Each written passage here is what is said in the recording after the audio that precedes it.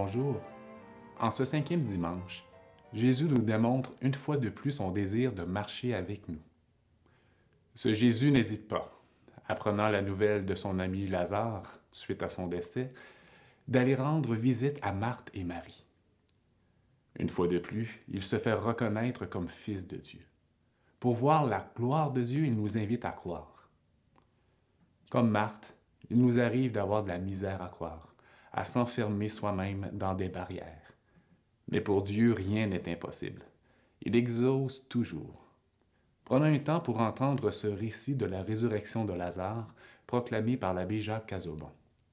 Ensuite, ouvrons notre cœur pour se laisser interpeller par le témoignage d'Isabelle Côté, conseillère à la vie étudiante au Collège La Flèche, sur comment marcher, comme Marthe ou Marie, auprès de nos enfants. Bon dimanche.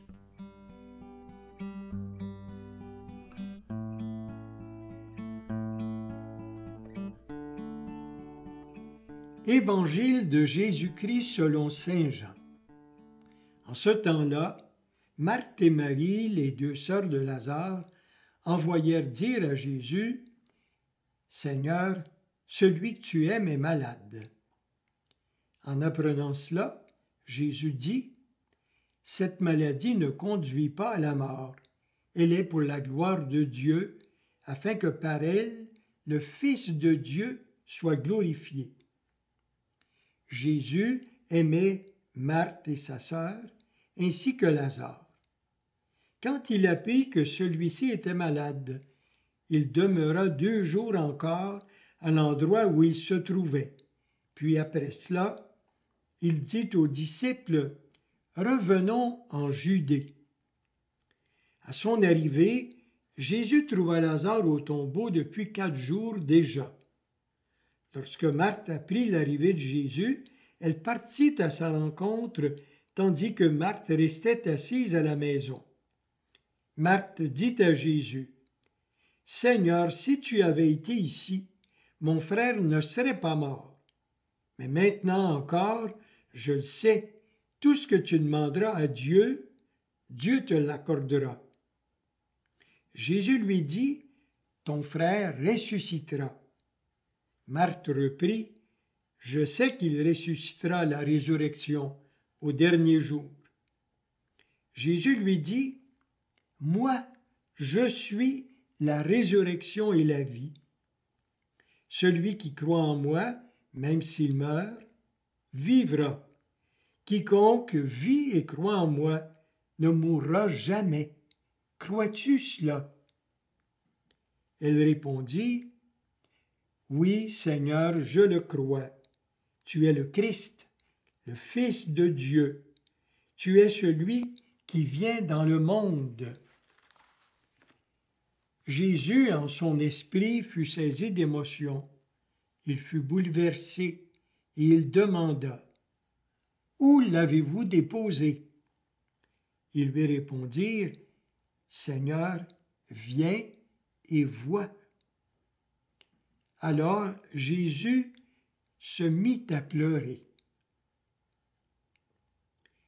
Les Juifs disaient, « Voyez comme il l'aimait. » Mais certains d'entre eux dirent, « Lui qui a ouvert les yeux de l'aveugle, ne pouvait-il pas empêcher Lazare de mourir? » Jésus, repris par l'émotion, arriva au tombeau. C'était une grotte fermée par une pierre.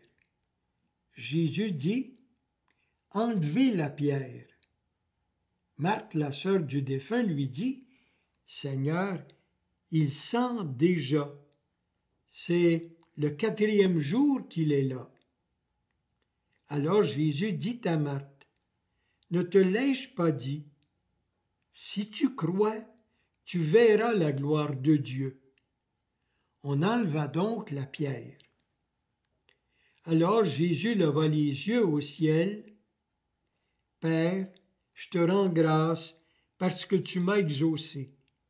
Je le savais bien, moi, que tu m'exauces toujours, mais je le dis à cause de la foule qui m'entoure, afin qu'ils croient que c'est toi qui m'as envoyé. » Après cela, il cria d'une voix forte, Lazare, viens dehors.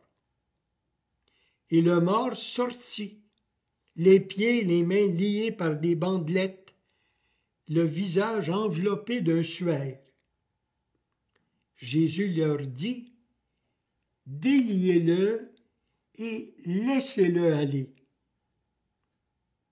Beaucoup de Juifs qui étaient venus auprès de Marthe et avaient donc vu ce que Jésus avait fait, crurent en lui. Acclamons la parole de Dieu.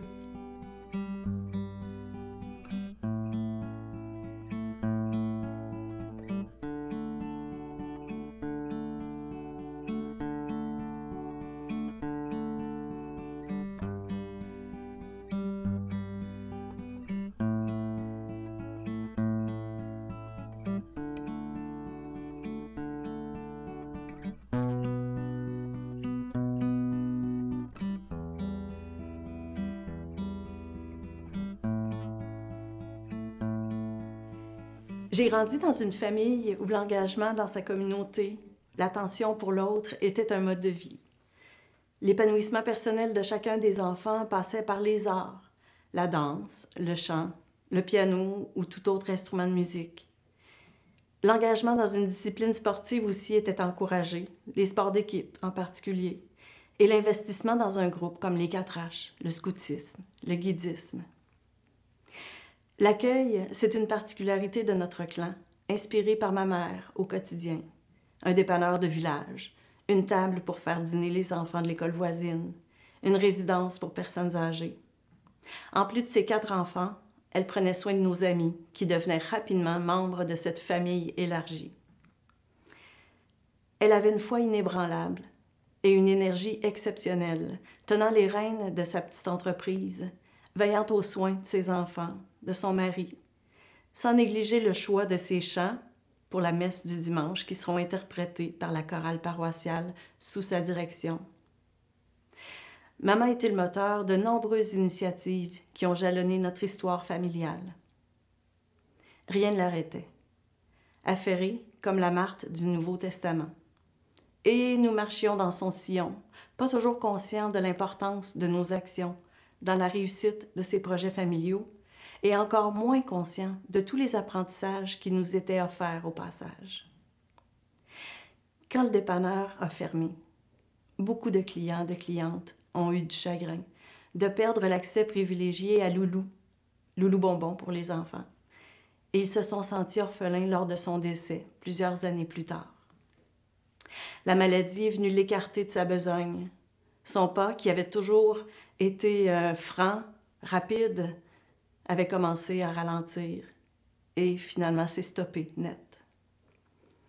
À peu près au même moment, j'ai aussi reçu un diagnostic de cancer et nous sommes devenus comme 2 maris, la sœur de Marthe, à délaisser les tâches, mettre les projets sur la glace, puis adapter notre rythme, ralentir la cadence, entrer en dialogue, en contemplation, en communion, être plutôt que faire.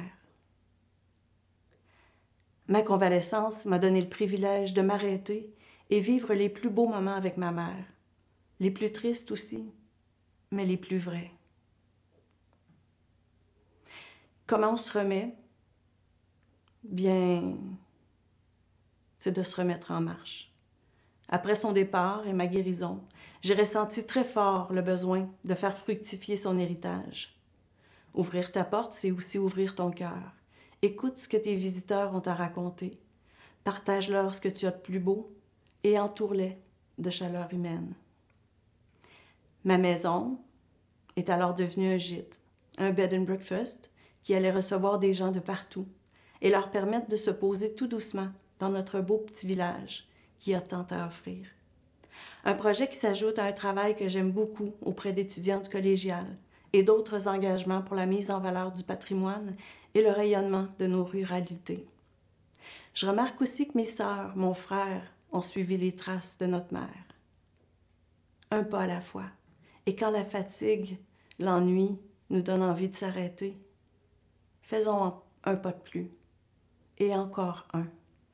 et observons revenir le rythme qui ne s'est pas brisé, le privilège du vivant. Marchons avec confiance.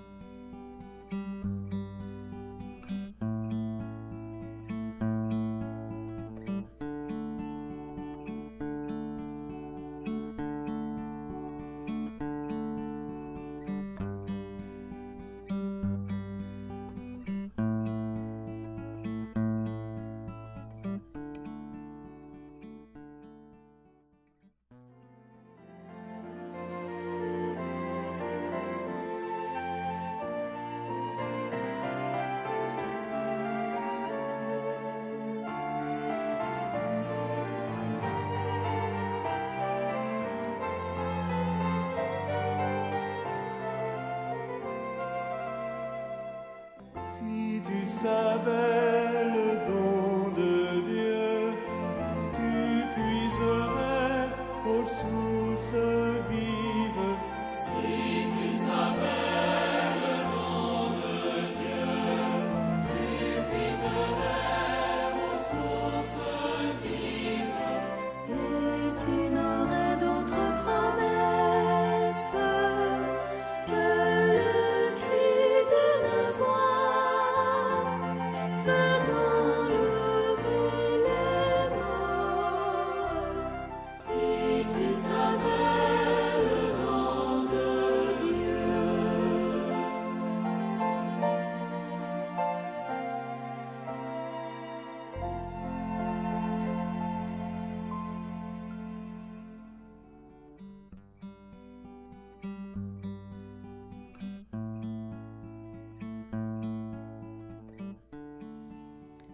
Lorsque tu nais dans le sein de ta mère, tu existes, mais tu ne sais rien de la vie.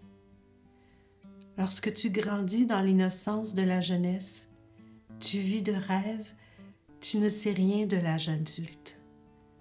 Lorsque tu atteins la force de l'intelligence et du corps, tu vis de la puissance, tu ne sais rien de tes limites. Lorsque tu éprouves le déclin, tu vis de tes angoisses, tu ne sais rien de la mort. Lorsque ta mort te prend, elle t'enlève l'angoisse, la puissance, les rêves, l'existence. Mais elle ne peut reprendre la lumière et le feu que tu as semés tout au long de tes jours, dans le cœur de ceux que tu as aimés. La mort ne peut reprendre l'amour, et l'amour, c'est la vie. La mort ne peut reprendre la vie.